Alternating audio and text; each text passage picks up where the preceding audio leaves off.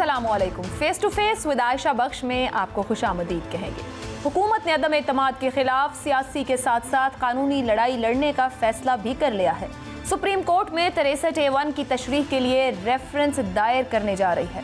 अदालत उज़्मा में आज सुप्रीम कोर्ट बार एसोसिएशन की पटिशन पर भी समाअत हुई, जिसमें अदालत से हुकूमत को अदम एतमाद पर वोटिंग रोकने के इक़दाम से गुरेज की इस्तदा की गई थी। पीर को इंतहाई अहम समाअत रहेगी।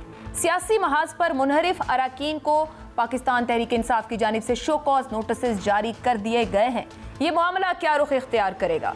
बाकी अपोजिशन ने इजलास के दिन करारदाद पेश न होने पर असेंबली में धरने और OIC कॉन्फ्रेंस रोकने की भी धमकी दी है।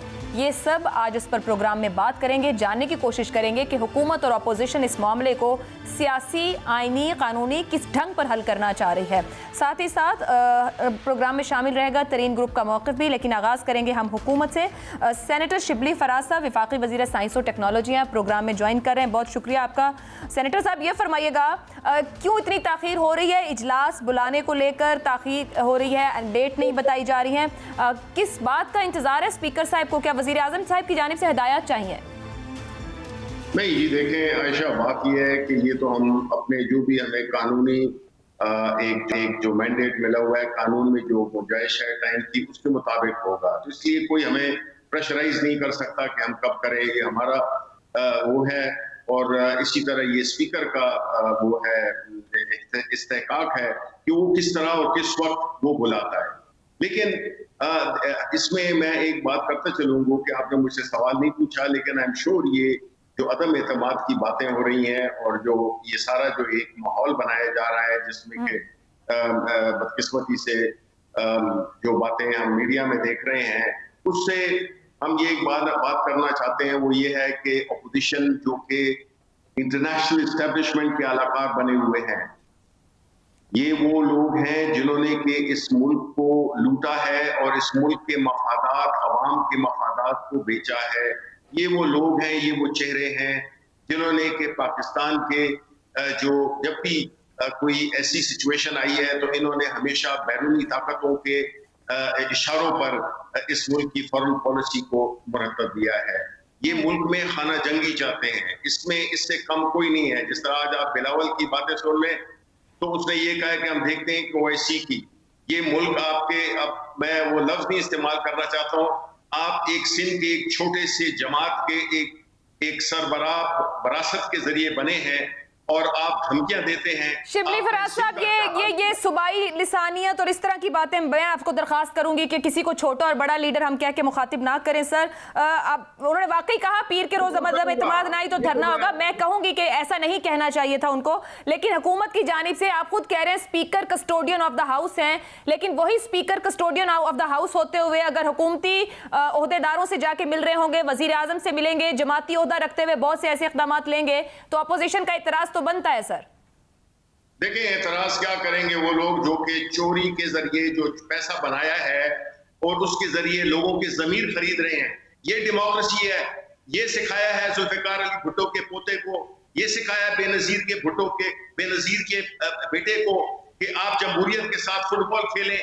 हमारा मैंडेट था, 5 साल का मैंडेट था, लोगों को खरीद कर और अपनी तरफ कर देने से ये अदम एतमाद होता है। अदम एतमाद होता है जो पाकिस्तान के अवाम करें, जो अवाम के पाकिस्तान सड़कों पे हमारे खिलाफ निकल आते हैं। अगर वो ये समझते कि ये हुकूमत दाखिली तौर पे और बैरूनी तौर पे नाकाम हुई है, ये तो फिर एक खेल बन गया। फिर तो यहाँ पे बड़े बड़े लोग पैसे वाले हैं जिनको कि आप भी जानते हैं कि वो आके तो इधर 100 सेनेटर्स खरीद लें और 200 कुछ बंदे खरीद लें और अपनी चलाएं। ये डेमोक्रेसी है।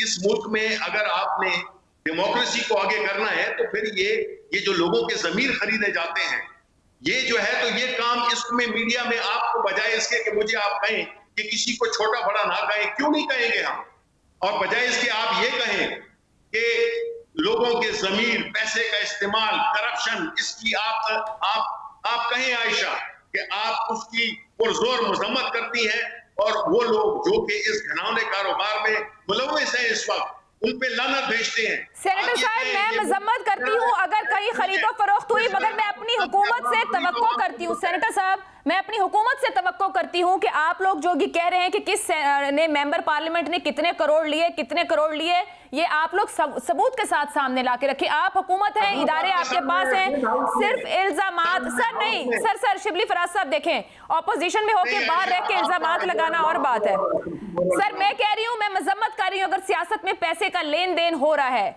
आईनो कानून के मुताबिक निजाम चलना चाहिए। ऑपोजिशन सर देखें, वोट ऑफ नो कॉन्फिडेंस लाना तो ऑपोजिशन का इख्तियार है ना सर, ये तो आप एग्री करेंगे, आप पार्लियामेंटेरियन हैं, आइन इजाजत देता है कि आप वोट ऑफ नो कॉन्फिडेंस ला सकते हैं।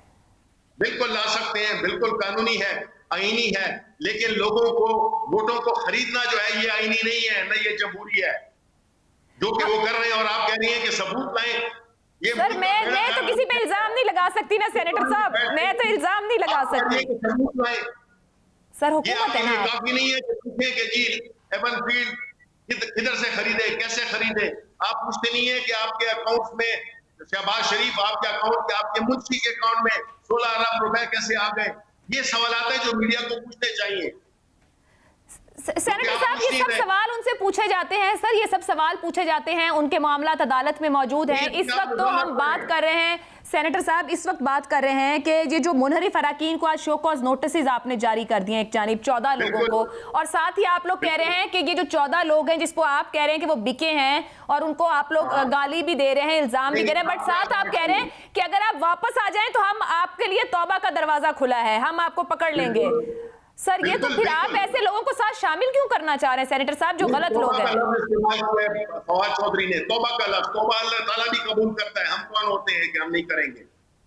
शिबली फराज साहब मैं यही तो पूछना चाह रही हूँ, वो कल भी कहीं से तौबा करके आए थे, आज भी शायद आपसे तौबा करके कहीं और चले गए हों, आप फिर उन्हें कह रहे हैं तौबा करके आ जाए। अगर लोग इतने गलत हैं तो आपको तो अपने स्टैंडर्ड्स ऊंचे रखने चाहिए सर। आपको उनके जूतों के हार पहनाएगी आवाम, उनको हमारे वोटों पे इलेक्ट हुए हैं और आज उनका जमीर जाग गया है, जबकि ये पैसे लिए हैं 20-20 करोड़ 15-15 करोड़। आपको तो पता है आसिफ अली जरदारी की जो स्पेशलिटी है वो यही है। और आप कह रही है कि जी ये जमहूरियत ये जमहूरियत होती है जिसमें कि लोगों के मैंडेट को लूटा जाए, टाइम से पहले उनकी हुकूमत को डिस्टेबलाइज किया जाए। क्या आप नहीं समझते कि एक वो गवर्नमेंट जिसने इस मुल्क के गरीब आवाम को सेहत कार्ड दिया, वो गरीब तरीन लोग जो सिंध में जो बिल्कुल रोटी पानी सेहत से बिल्कुल वो है महरूम है, उनको और पूरे पाकिस्तान के अवाम को हमने एहसास कार्ड दिया। गैर सियासी बुनियाद पे हमने इस्लामोफोबिया का इंटरनेशनली इमरान खान ने यक जुबान होकर एक जान पर ये मौलाना फजलुर रहमान ने किया। इतनी बड़ी अचीवमेंट है जिसमें कि गुस्ताखे रसूल के लिए इंटरनेशनली हमने एक लॉ रेजोल्यूशन पास करवा लिया यूनाइटेड नेशन से। और हम क्या करें, हमने तालीम में भी हमने वो की है, हमने डूबती इकोनॉमी को, हमने कोविड जैसे मुल्क जिसे मुल्क तबाह हो गए थे, हमने कोविड जैसे को हमने सुपर तरीके से अपने अवाम की रोजगार को भी और अपने अवाम की सेहत को भी हमने हमारी स्ट्रेटेजी की वो कर सकता है। कोई हुकूमत के 3 साल में कर सकती है। ठीक सर, टेक योर वर्ड्स, लेकिन अगर मैं उन लोगों को छोड़ूं भी, तरीन ग्रुप की बात कर लें, अलीम खान ग्रुप की बात कर लें, एक आपके एमएनए है नजीब हारून साहब, उनकी बात कर लें, वो तो खुद कह रहे हैं नजीब हारून साहब कि इमरान खान साहब को जमात में से किसी और को ऊपर लेना चाहिए। अब मैं अपोजिशन की बात नहीं कर रही, आपकी जमात के अंदर तकसीम की सर बात कर रही हूँ, वहां पर लोग खफा हैं, अपनी जमात से नाराज हैं।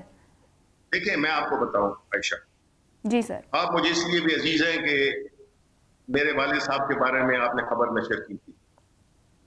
उससे कतई नजर इस शख्स का नाम मैंने इसलिए लिया है कि उस शख्स ने हर जुल्म के खिलाफ खड़े होकर एक पोजीशन ली है। वो कोई आम आदमी नहीं था, मैं उसी का ही बेटा हूं।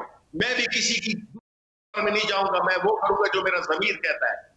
नजीब हारून बिल्कुल पार्टी के साथ है, हमारी पार्टी में लोग बातें करते हैं। नजीब हारून 26 साल से इस पार्टी के साथ है।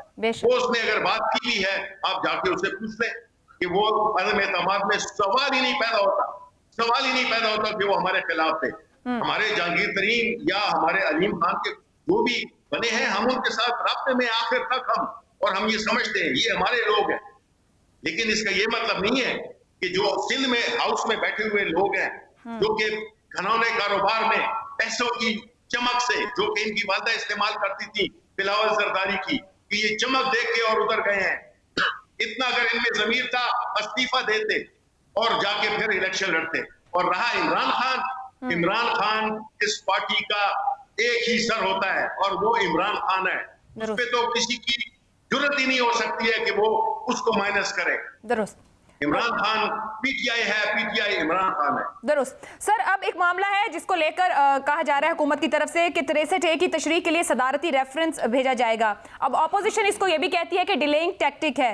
63A की तशरीह की कहाँ जरूरत हुकूमत समझती है कि जरूरी है कि वो मसला हल होगा, तो क्या फिर उसके बाद ही वोटिंग की जानिब जाने की जरूरत है? देखें, ये जो कानूनी चीजें हैं, हमने तो जिस तरह कहा है कि हम आईन और कानून के अंदर रहते हुए, बिकॉज हम एक लेजिटिमेट अवाम की इलेक्टेड अपोजिशन लीडर्स के जो बच्चे थे उन्होंने भी इमरान खान को वोट दिया, और तो छोड़ें, हम कानून और आईन में अंदर रहते हुए, लेकिन हम किसी को अपने ऊपर चढ़ाई नहीं करने देंगे।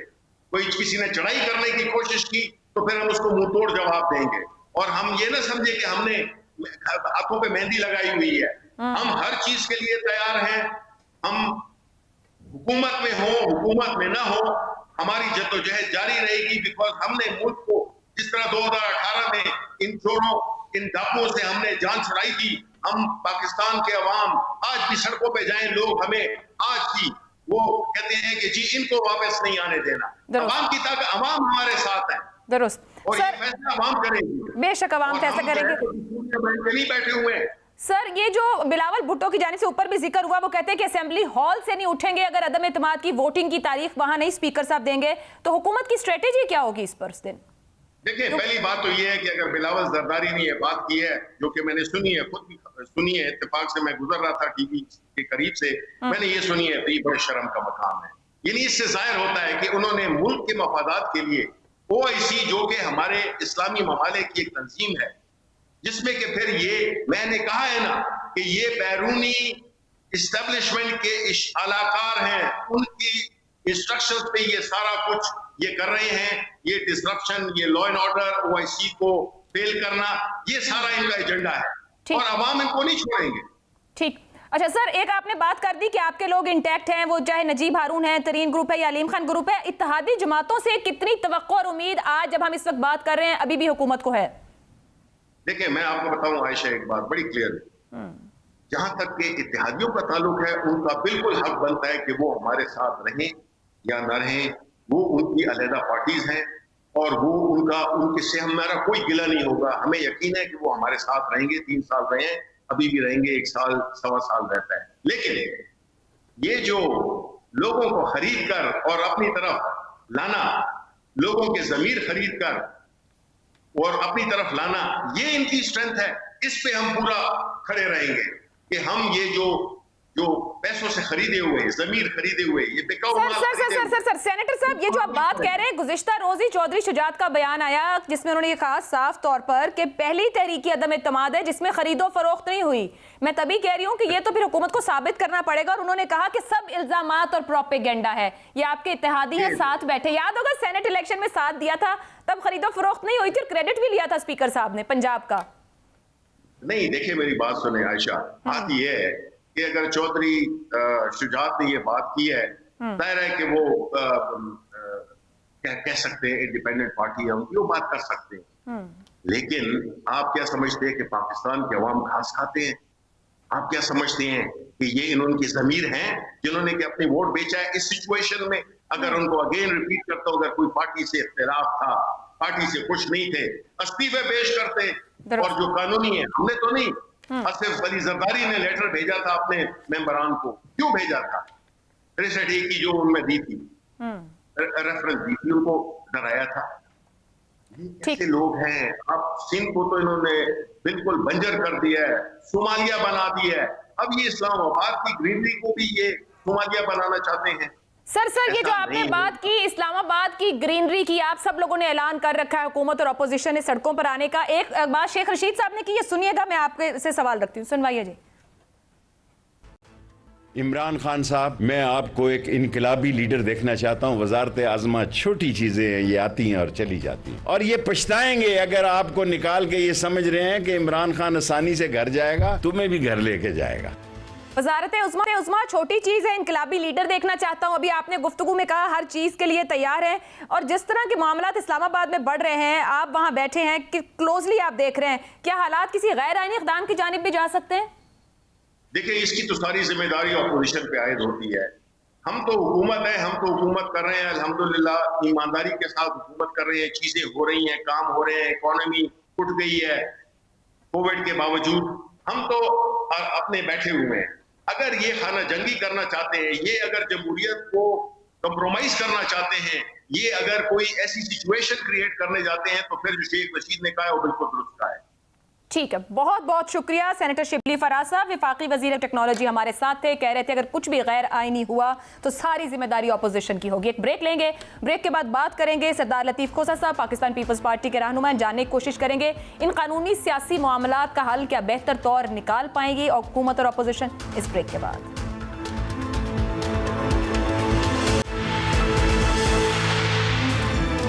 प्रोग्राम में आपको एक बार फिर खुशामदीद कहेंगे। इस वक्त मेरे साथ मौजूद हैं साबिक गवर्नर पंजाब, पाकिस्तान पीपल्स पार्टी के रहनुमा और कानूनदान भी हैं सरदार लतीफ खोसा साहब। जानने की कोशिश करते हैं ये जो इस वक्त सिचुएशन बनी हुई है इस्लामाबाद में, तहरीक अदम एतमाद, कानूनी मामलात, आइनी मामलात, ये मामला कोई बहरान पैदा कर रहा है, मुश्किल इसमें कहाँ है।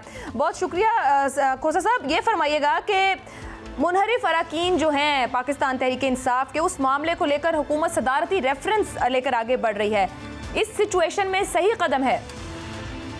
देखें, हुकूमत तो अपनी शिकस्त तस्लीम कर चुकी।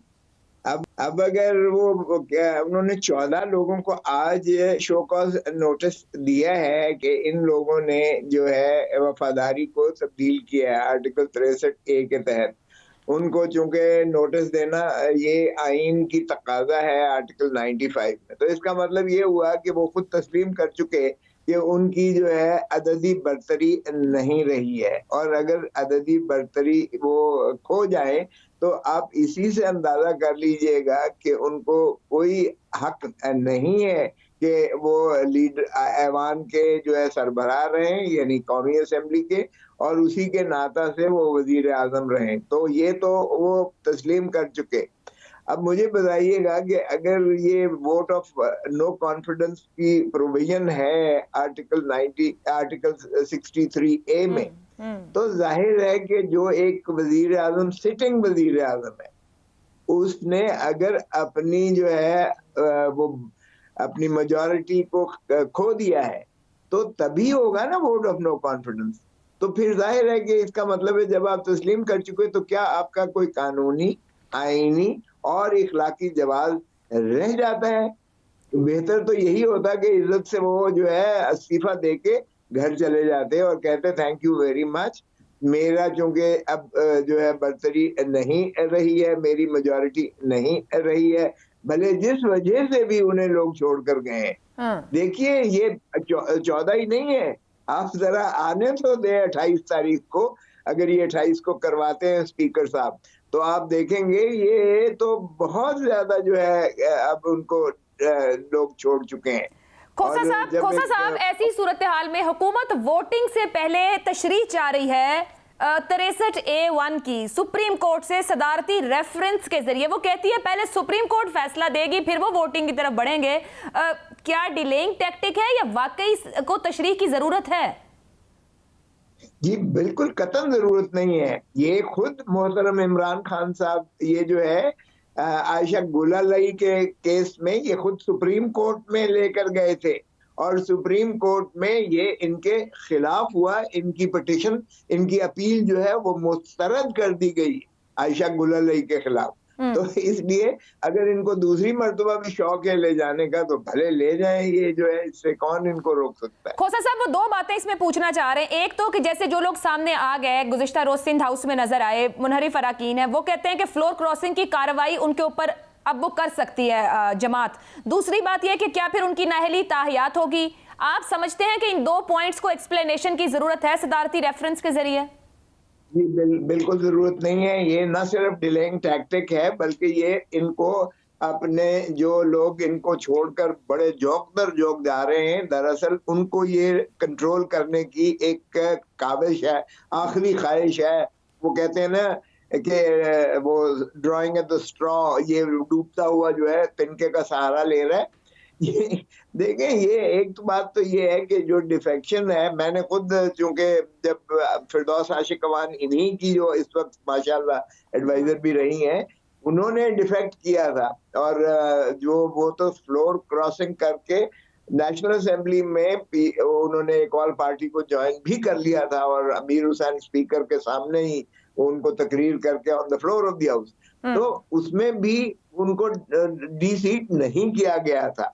ये गुलाल अली को भी नहीं किया गया डीसी। देखें, दो चीजें हैं, एक ये है कि आप अपने जमीर के मुताबिक एक चीज को समझते हैं कि जो है मोहतरम जो प्राइम मिनिस्टर साहब हैं उन्होंने डिलीवर नहीं किया है, कल हम अवाम को फेस नहीं कर सकते, उन्होंने इतनी तबाही फेर दी है कि अब बाजारों में चलना, घर के सौदे सल्फ लेना, अब जो है लोगों की गालियां सुनना ये गवारा नहीं है। और लोगों के हमनवा होकर अगर वो उसका एमएनए जो है वो समझता है कि मैं अब वजीर आजम का साथ नहीं दे सकता। खोसा साहब, ये कानूनी नुक्ते को सर थोड़ा सा और समझाइए कि वोट डालने से पहले कोई भी कौमी असेंबली का मेंबर डी सीट हो सकता है या नहीं हो सकता है?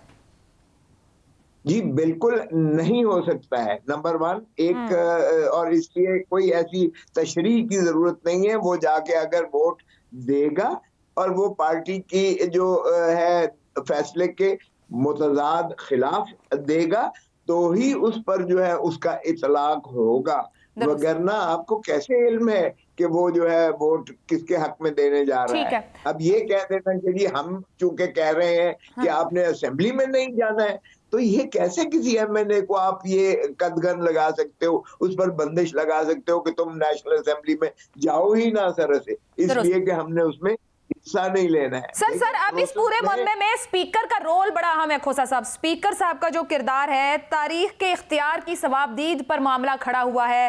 राय शुमारी वो कहते हैं कि अगर वो इजलास बुलाएं और फिर गैर मुअय्यना मुद्दत के लिए उसे मुलतवी कर सकते हैं। 8 तारीख को ये तहरीक दी गई थी। अब ऑपोजिशन ये कह रही है कि अगर इस पीर को तहरीक ना लाई गई हो वहां पर तो वो धरना देंगे। आपके ख्याल में स्पीकर का किरदार और इख्तियार किस हद तक इसको खींच सकता है, डिले कर सकता है? पहले आपका जवाब दे दूं, ये डिस्क्वालिफिकेशन फॉर लाइफ नहीं है, इसलिए कि ये डिस्क्वालिफिकेशन का जुमरे में नहीं आती है, ये डी सीट होने की हद तक आती है। यानी मुद्दत के लिए वो एमएनए नहीं रहेंगे जो बकाया उनकी 5 साल में से बाकी रह गया है, वो डी सीट का लफ्ज है, वहां कहीं भी ये डिस्क्वालिफिकेशन नहीं है। अगर डिस्क्वालिफिकेशन हो तो फिर आर्टिकल 62(1)(f में सादिक और अमीन ना होने के नाता से अगर डिक्लेरेशन आता है तो फिर उस जो है आर्टिकल 62 में आता है। आर्टिकल 63A में डिस्क्वालिफिकेशन तो बहुत मोटी सी बात है, इसका मतलब है हुकूमत के पास कोई समझाने वाला ऐसा नहीं है। बाहर कैफ उन्होंने अपना कोशिश तो करनी है ना कि इन मेंबरान से जो उनको छोड़कर जोक दर जोक जा रहे हैं, ताकि उनके जहनों पर एक खौफ हो कि तुम सारी जिंदगी के लिए माने हो जाओगे सियासत में हिस्सा लेने के लिए और कभी नहीं लड़ सकोगे। सो ये एक उन्होंने ऐसा छोड़ा है, एक फीलर छोड़ा है जिससे वो होप, क्योंकि देखे ना सुप्रीम कोर्ट ने इतनी जल्दी तो फैसला करना नहीं है। अगर से सुप्रीम कोर्ट ने कहा है कि अगर आपकी रेफरेंस आई तो हम डे टू डे चलाएंगे, मंडे से सोमवार को अगर इन्होंने दायर की। आज जो लगी हुई थी वो तो सुप्रीम कोर्ट बार एसोसिएशन की ये थी कि स्पीकर मज़ाहमत न करें और आर्टिकल 95 के मुताबिक, आइन के मुताबिक इसको सुरअत से चलाए। देखे ना, क्योंकि उनको सवाब दी थी 14 दिनों के अंदर सेशन बुलाने की, लेकिन जब सेशन बुलाया जा सकता है तो फिर 7 दिनों के अंदर उन पर वाजिब है, आईनी उन पर फरीजा है, फर्ज आयद होता है कि वो 7 दिनों के अंदर उस पर जो है वोटिंग करवाएं।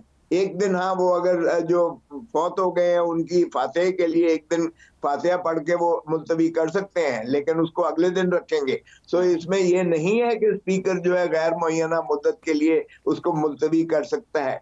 हाँ, अलबत्ता माशाअल्लाह जितनी फासिस्ट डिक्टेटरशिप इमरान खान के दौर में हुई है, हमने देखा कि सेनेट के जो प्रिजाइडिंग ऑफिसर था उसने भी यूसुफ रजा गिलानी के जो वोट जो हजफ जाया किए और उनको जो है रिजेक्ट किया, वो सही। भी गैर आईनी और गैर कानूनी तौर पर रिजेक्ट किया, क्योंकि सुप्रीम कोर्ट कह चुकी है कि उस खाने में आप कहीं भी स्टैंप लगा सकते हैं, और अगर मोहर उन्होंने उसकी तस्वीर पर लगा दी तो वो बिल्कुल जायज था। सुप्रीम कोर्ट के फैसला जात के मुताबिक उन्होंने वहां जीते हुए को हरा दिया, खोसा सेनेट के चेयरमैन, और खोसा साहब कुछ बता दिया। ये फरमाइएगा कि अगर सुप्रीम कोर्ट में ये रेफरेंस चलना शुरू कर देता है डे टू डे बेसिस पे, उस सूरत में अदम एतमाद की तहरीक की अगर तारीख आ जाती है तो वो मौखर की जा सकती है कि अभी मामला वहां है या नहीं, उसको उसी टाइम में 7 दिन के अंदर होना ही होना है? जी, होना ही होना है, और सुप्रीम कोर्ट कभी भी कोई ऐसा फैसला मावराए आइन नहीं देती है, ना कभी दिया है। और आज भी जो हियरिंग हुई थी उसमें भी उन्होंने कहा था कि आर्टिकल 95 के मुताबिक करें और इंश्योर करें कि कोई उसमें रुकावट ना पैदा हो। आईजी को भी बुला लिया उन्होंने मंडे के लिए, और सिंध जो है हाउस पर हमला जो है उसकी भी उन्होंने कहा है कि ये किस तरह से आपने काबिल जमानत कर दिया जब लोग दीवारें फलांग के, और एमएनए भी पीटीआई के 2 मौजूद थे जा रहे हैं, और उन्होंने दरवाजे तोड़कर जो है पब्लिक प्रॉपर्टी भी डैमेज की, और उन्होंने कोशिश की कि वहां जो अगर कोई है तो उनको पकड़ के और उनको मारे और उनका पता नहीं क्या क्या करें। खोसा साहब, ये कशीदगी बढ़ रही है। कल सिंध हाउस पर हुआ, अब आज बिलावल भुट्टो साहब कहते हैं कि अगर कॉल ना किया गया हॉल के अंदर पीर की तारीख से ऑनवर्ड्स इसकी तारीख तय ना की गई तो वो वहां धरना दे देंगे। ओआईसी का इजलास है। सर, तसादुम के इम्कानात बढ़ रहे हैं, ये किस तरीके से मुनासिब होंगी इस तरह की गुफ्तगू? बाहर धरना नहीं, उन्होंने कहा हाउस के अंदर धरना देंगे, अंदर धरना देंगे और देखेंगे कि कैसे होती है मीट। देखें, ये तो इनको होश के नाखून लेने चाहिए कि जो चीज आइन में मुतय्यन है कि जमहूरियत का अमल जो है रवां दवा रहना चाहिए।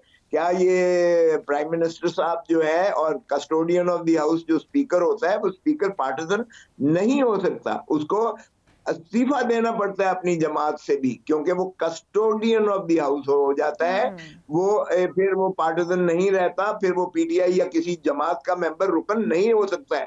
तो इसलिए स्पीकर को चाहिए कि वो जो है इस ऐवान के तकद्दुस को मलहूज रखते हुए आइन के मुताबिक गैर जानिबदारी से अपने फराइज मंसूबी को अदा करे, और ठीक है हाउस में पुट करे। अगर मोहतरम इमरान खान साहब कहते हैं कि मैं बहुत ताकतवर हूं और ये मुशर्रफ वाली, जनरल परवेज मुशर्रफ वाली वो मुक्के दिखाता था आखिरी वक्त, और देखो ये मैं कितना ताकतवर हूं और मेरी ताकत का, तो अगर ये समझते हैं ताकतवर है तो दूध का दूध पानी का पानी।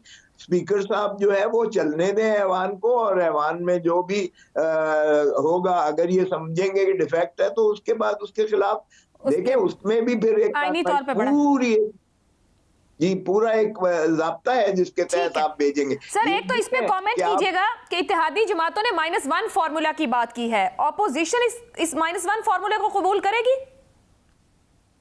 देखिए, हमें तो बिल्कुल भी कबूल नहीं है। बाहर कैफ ये उनकी ऑपोजिशन का है। आपका क्या ख्याल है कि इमरान खान को -1 कोई करने को यानी पीटीआई तैयार है, या इमरान खान खुद -1 अपने आप को करेंगे? वो तो कहते हैं मैं ही पीटीआई हूं और पीटीआई मेरी ही है, और उनके बिना तो पीटीआई का तस्वर ही नहीं है। और उनके जो माशाल्लाह स्पोक्स पर्सन और जो माशाल्लाह बोलते ज्यादा फाल किस्म के लोग हैं वो कहते हैं ये तो तस्वर ही नहीं है, पीटीआई तो सिर्फ इमरान खान ही है, और इमरान खान ही पीपल्स पार्टी और पीटीआई ही इमरान खान है। खोसा साहब, ये अभी इस तरह की सूरत हाल है, अपोजिशन जितनी इकट्ठी हुई है, अदम एतमाद की बाद की सूरत हाल के खदोखाल उस तरह वाज़े नहीं दिखते। ये कह दिया जाता है जहां भी अदम एतमाद वहां भी अदम एतमाद, यूं और वो 3 माह की होगी हुकूमत, बाद में 6 माह की होगी, साल की होगी। ये ना हो कि वो अपोजिशन जो आज बहुत इकट्ठी है कल ये आपस में एक दूसरे के गिरेबान तक पहुंची हो।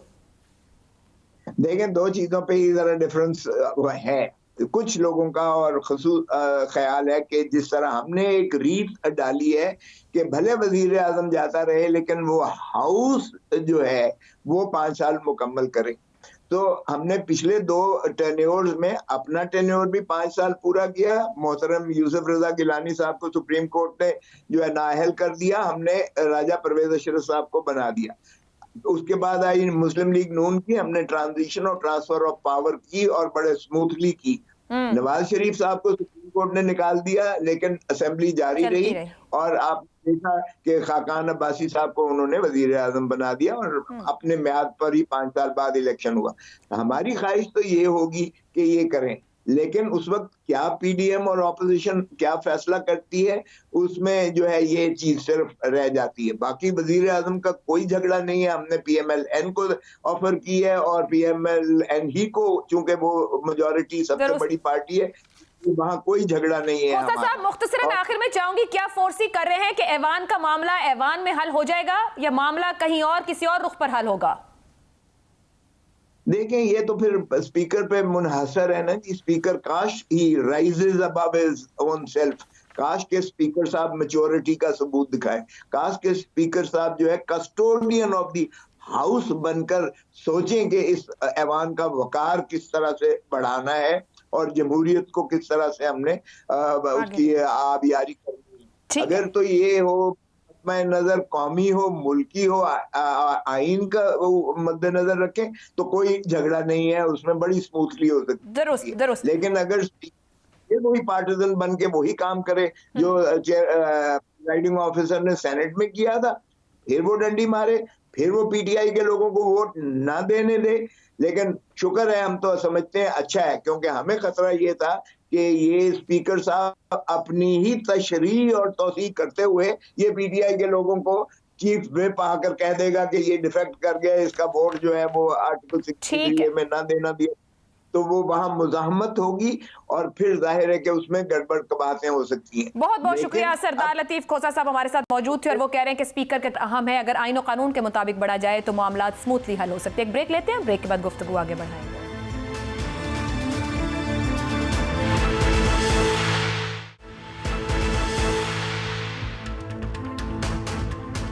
प्रोग्राम के आखिरी हिस्से में आपको एक बार फिर से खुशामदीद कहेंगे। इस वक्त हमारे साथ तरीन ग्रुप के रहनुमा ओन चौधरी साहब मौजूद हैं। एक ऐसा अहम मामला जिसका फैसला अब तक ये ग्रुप नहीं कर सका, बहुत सी मुलाकात और मुशावरत हो रही है। जहांगीर खान तरीन साहब सेहत की वजह से मुल्क में मौजूद नहीं, मुलाकातें ज़रूर ये कर रहे हैं सबसे, और गुज़िश्ता रात जो हुकूमत की जानिब से राब्ता किया गया वफाकी वज़रा की जानिब से कि थोड़ा इंतज़ार करें, कोई फ़ैसला नहीं कीजिएगा, और आज दिन में सूबाई हुकूमत की जानिब से भी कोशिश की गई कि किसी तरीके से मनाया जा सके।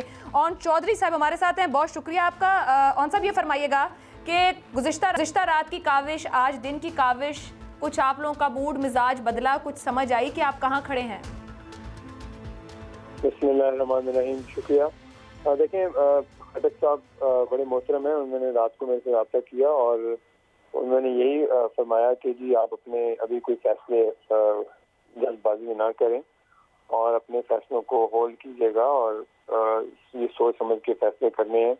और बजाय देखें इनको कोई अभी तो कुछ क्लैरिटी अभी नहीं, लेकिन हम अपने दोस्तों से मशावरत कर रहे हैं। हमारा कल भी इजलास था, हमारे इजलास में तरीन साहब भी हमारे साथ ऑनलाइन थे और उन्होंने भी हम सब दोस्तों की मशावरत ली और सुनी, और हम सब ने कुछ दोस्तों के तहफ़्फ़ुज़ात थे पंजाब हुकूमत के हवाले से, उनकी एडमिनिस्ट्रेशन, कुछ उनके मामला जो थे वो उनके साथ थोड़ा उनको प्रेशराइज दिया जा रहा था, लेकिन वो भी मैंने खटक साहब को वजाहत की और उन्होंने इसकी यकीन दहानी कराई कि वो इस मामले में बात करेंगे वज़ीर आला साहब से।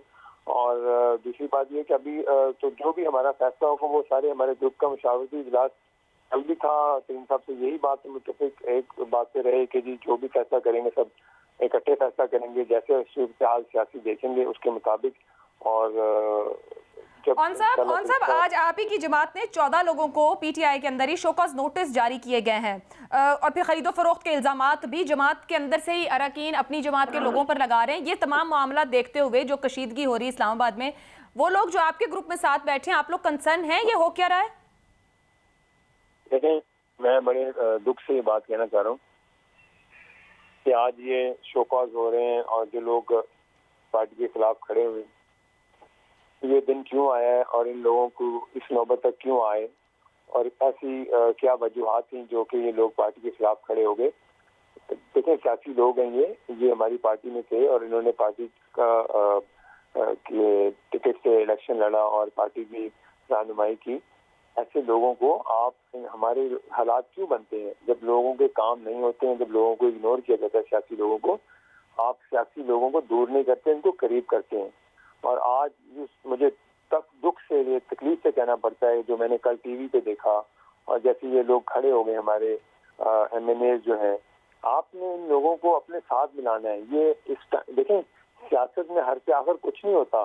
सियासत में अपनों को दूर नहीं किया जाता, उनको करीब किया जाता है, और आपको जो रूठे होते हैं उनको मनाया जाता है।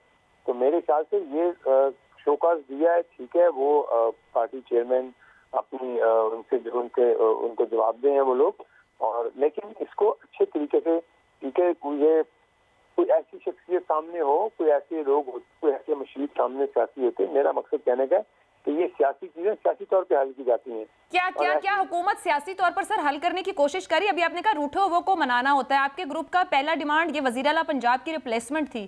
कोई कल से अब तक आपको ऐसी बात पहुंची है कि इस पे काम हो रहा है, या कोई नया नाम सामने आया हो, या सिर्फ जबानी कलामी गुफ्तगू हुई है? देखें, अब मेरी तो बड़ी डिटेल में खटक साहब से बात हुई है, और उन्होंने मुझे कुछ ऐसी बातें की जो मैं अभी ऑन एयर नहीं कह सकता, लेकिन आपके सामने चंद दिनों में कुछ चीजें सामने आ जाएंगी।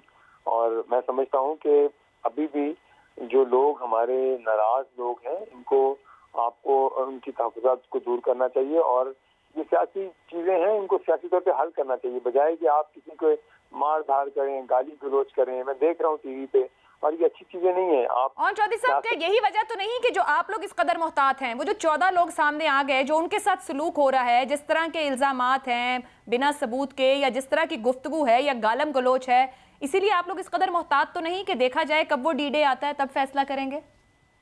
देखें, हम लोग तो सब लोग जो तरीन साहब के साथ खड़े हैं, वो एक बड़े असूली फैसले के साथ खड़े थे। तरीन साहब की हमायत में खड़े थे। तरीन साहब के साथ जो नाइंसाफी थी और उसकी वजह से खड़े हुए थे। हमने कोई हमारा एक एजेंडा तो तब ये था कि तरीन साहब के साथ नाइंसाफी हो रही है। दूसरी बात रही जो सियासी मौजूदा सूरत हाल है, इस पे हम अपने इजलास में हर चीज पे डिटेल डिस्कस करते हैं, और वक्त आने पे हम भी फैसला करेंगे। फैसला करना है, सियासी लोग हैं, सियासी फैसले करेंगे इंशाल्लाह। राइट नाउ इस वक्त आप लोगों की ऑपोजिशन के साथ, जो ऑपोजिशन जिस मौके पे खड़ी है, वहां आप लोग कितना करीब हैं? उनकी जानिब से भी तो कुछ ना कुछ गिव एंड टेक हो रहा होगा। सियासत में हर आपसे रास्ते में रहता है। चौधरी परवेज साहब से मेरी मुलाकात हुई, हम उनके पास तशरीफ गए भी है, और हमजा शहबाज साहब भी तशरीफ लेके आए, और हमारे तरीन साहब के घर पे ही वो आए, और उनसे भी बातचीत हुई। लेकिन ये कबल वक्त अभी कुछ चीजें ऐसी हैं जो सामने क्लैरिटी में नहीं है। जैसे ही क्लियर होंगी तो फिर हम भी अपना फैसला करेंगे इंशाल्लाह। कौन साहब, दोनों जमातों से मुलाकात हुई, आपने खुद भी कहा मुस्लिम लीग नून और मुस्लिम लीग काफ से गुफ्तगू के अंदर ज्यादा करीब या ज्यादा कुर्बत कहाँ महसूस हुई? देखें, ये तो वो बात हो गई कि अभी कुछ हुआ ही नहीं, और भूचाल पहले आ गए। लेकिन देखना है कि अभी पहले क्या फैसले आते हैं, क्या आगे से जो है सियासी हलचल क्या होती है। जब सर इमरान खान साहब से कोई मुलाकात मुतवक्के हो सकती है, क्योंकि आपने ऑपोजिशन की तो बात कर दी, 2 मुलाकातें हो गई, कहीं इधर भी कोई मुलाकात है या नहीं है? बिल्कुल, खटक साहब मेरे साथ रास्ते में है, और अगर कोई ऐसी पेशरफ हुई तो मैं बिल्कुल आपको भी आगाह करूंगा इंशाल्लाह। तो सर जब तक कोई इजलास का ऐलान नहीं हो जाता कौमी असम्बली के, आप लोग क्लियर नहीं है कि क्या होना है? लेकिन ये तो टाइम पे जैसे इजलास आता है, कोई फैसला आता है, तो उसके बाद ही फिर हम अपना फैसला करेंगे। और वैसे हमारा कल भी इजलास इसी बात पे था, तो तरीन साहब की मुशावरत भी थी इसी में, और हमने अपना फैसला उन्हीं पे छोड़ा है। जो वो फैसला करेंगे हम उसके मुताबिक चलेंगे। बहुत बहुत शुक्रिया। ओन चौधरी साहब हमारे साथ मौजूद थे, और एक बार फिर से जहांगीर खान तरीन साहब के पास मौजूद है कि इस ग्रुप ने कहाँ खड़े होना है। मगर इस वक्त जो इस्लामाबाद में सूरत हाल है, हुकूमत और अपोजिशन दोनों एक दूसरे पर जिम्मेदारी रख रहे हैं कि अगर कुछ भी ऐसा हुआ कि मामलात हाथ से निकले तो जिम्मेदार हुकूमत कहती है अपोजिशन, और अपोजिशन कहती है हुकूमत। फैसला आपने करना है। मुझे इजाजत दीजिए, अल्लाह हाफ़िज़।